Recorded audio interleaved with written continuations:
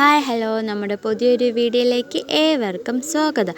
ഇന്ന് നമ്മളൊരു pineapple പുളിശ്ശേരിയുടെ video ആയിട്ടാണ് വന്നിട്ടുള്ളത്. വീഡിയോ ഇഷ്ടമായ ലൈക്ക് ചെയ്യാനും ഇതുപോലുള്ള വീഡിയോസ് കാണുവാൻ ഞങ്ങളുടെ ചാനൽ സബ്സ്ക്രൈബ് ചെയ്യാനും മറക്കരുത്. വീഡിയോയിലേക്ക് പോകാം. ആദ്യം തന്നെ നമ്മുടെ പൈനാപ്പിളിനെ ഇതുപോലെ കോളനെ അരിഞ്ഞെടുക്കണം. തോലൊക്കെ ചെത്തി സുന്ദരക്കുട്ടപ്പനായിട്ട് ഇതേപോലെ എടുക്കണം. അതിനുശേഷം അത് വേവാനുള്ള ആവശ്യത്തിനുള്ള വെള്ളം വെച്ച് അടച്ചു വയ്ക്കണം.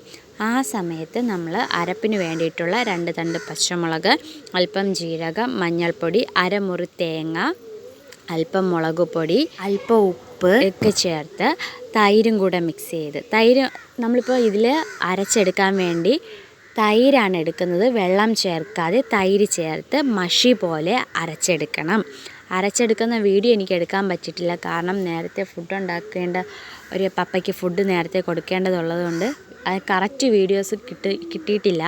അപ്പോൾ ഈ ഒരു പരുവത്തിനാണ് നമുക്ക് എടുക്കേണ്ടത്. മഷി പോലെ ഈ ഒരു പരുവത്തിന് എടുക്കണം. അതിനുശേഷം നമ്മൾ ഈ വെള്ളം വറ്റില്ലേ, നമ്മൾ ഈ പൈനാപ്പിളിൻ്റെ പൊറത്തിച്ചക്ക എന്നാണ് നമ്മളെ നാട്ടിൽ പറയുന്നത്. നിങ്ങളുടെ നാട്ടിൽ എന്താണ് പറയുന്നത്? അപ്പോൾ ഈ പൊറത്തിച്ചക്കയുടെ വെള്ളം വറ്റി ഇതാണ് പരുവം. ഈ സമയത്ത് നമ്മൾ മഷി പോലെ അരച്ചു വച്ചിരിക്കുന്ന അരപ്പ് നമുക്ക് ഈ പൈനാപ്പിളിലേക്ക് ചേർത്ത് കൊടുക്കാം.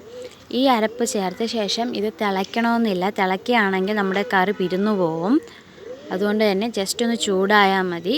ഇതിൽ ലൂസായിട്ട് ഇച്ചിരി കറി അരപ്പൊക്കെ വേണമെന്നുള്ളവർക്ക് ജാറിൽ ഇച്ചിരി അരപ്പും കാര്യങ്ങളൊക്കെ ഉണ്ട്. അത് നമുക്ക് കഴുകി വീഴ്ത്തി കൊടുക്കുക അതിലോട്ട്. അതിനുശേഷം നമുക്ക് കടുക് തളിച്ച് കൊടുക്കണം കറിയിലേക്ക്.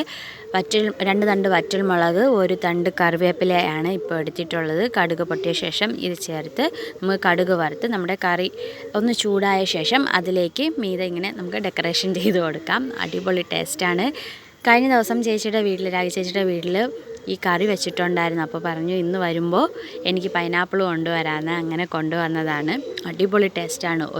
ഒരു പപ്പടവും അല്പം അച്ചാറും ഈ ഒരു കറിയും ഉണ്ടെങ്കിൽ ചോറ് സെറ്റ് ടേസ്റ്റിൽ നമുക്ക് കഴിക്കാം. അപ്പോൾ ഇന്നത്തെ വീഡിയോ ഇത്രയേ ഉള്ളൂ. Tata bye.